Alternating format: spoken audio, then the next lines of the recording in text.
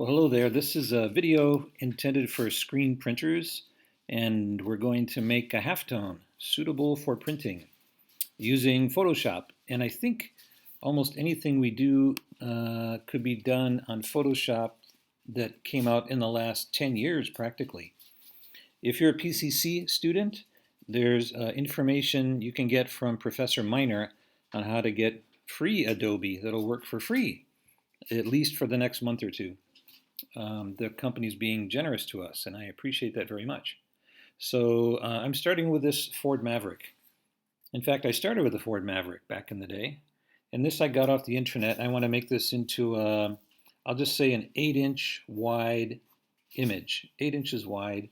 And what's a good line screen? A good screen for screen printing? Oh, let's do 25.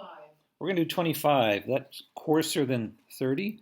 And definitely easier to print. That's what I like about it, easy to print.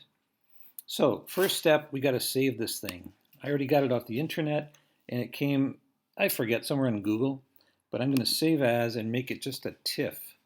Right here under format, I will say TIFF. TIFF. A JPEG has lots of mistakes in it and lots of problems, but a TIFF, it records every single dot and it doesn't make any shortcuts. It's much more reliable. So I'm going to save it as maverick.tiff.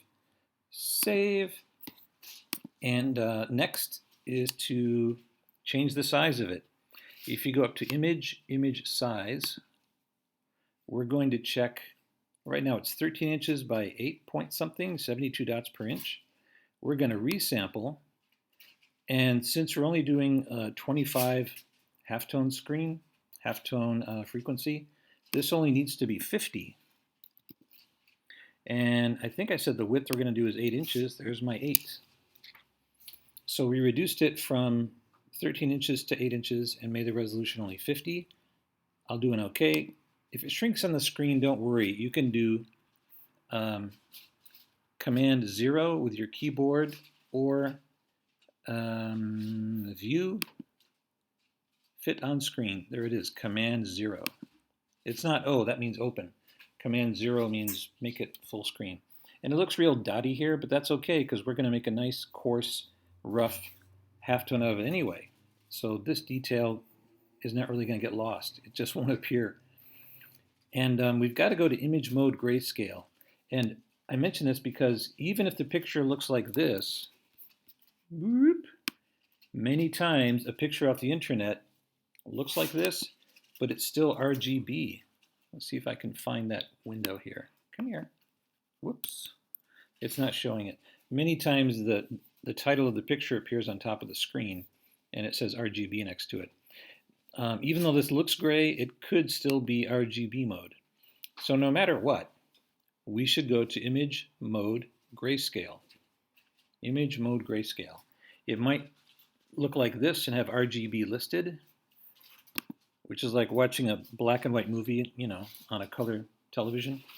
Or it could look like this, but either way, image mode grayscale is the first step. Okay, and I'd better do a Command S to save it, or File Save. There you go. Ready to go. And now we're almost ready for the last step.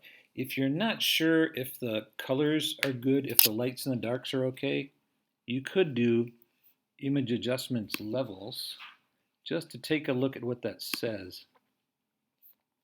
It looks like the darks go all the way, but there's nothing really bright. This represents the lights and the darks in the picture. And if you want to make something shine a little, you could pull this to that edge of the hill and slide this back and forth a little to see what looks good. That's only if you think you need it. We're just about ready though. So our last step is image mode bitmap. You could do 800 or 900 or 1,000. Doesn't really matter because they're going to get fuzzy. If I had an old computer and just a good old $100 laser printer from the Office Depot or Office Max or Staples, 800 is fine. So I'm asking for 800 pixels per inch, and I'm going to use a halftone screen. There's other choices here, but halftone screen is the one you like. I'll do an OK. It'll ask me a follow-up question. What frequency would you like? What frequency did I like? 25? 25. Thank you, 25. And the angle is always 45 degrees for one color halftone. And the shape is ellipse. That makes the dots a little bit elongated so they won't fall through the holes of the screen as easily. I always think of the barbecue thing where you make hamburgers a little too small and they fall through the grill and they're lost forever. But if it's a hot dog, it doesn't get lost so easily. That's my theory anyways. So I'll do an OK. And there we are. There's my halftone. Hey, not bad.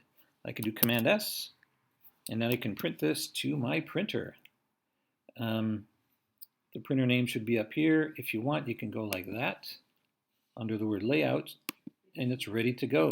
You could print this on good old, humble, crummy 20-pound bond paper, like from a Xerox machine, and then hit it with baby oil or mineral oil or something, and that makes it sort of translucent. If you have a little bit more of a budget, you may have bought some laser, sorry. Damn, I forgot the word for what I'm thinking of. Vellum. Yes, vellum. And you can print it to that. So I'll just press print, and that's it, and we're done. You got it. So I need to go tell it to stop recording if I can find that spot here. There we go. Have fun. See you later.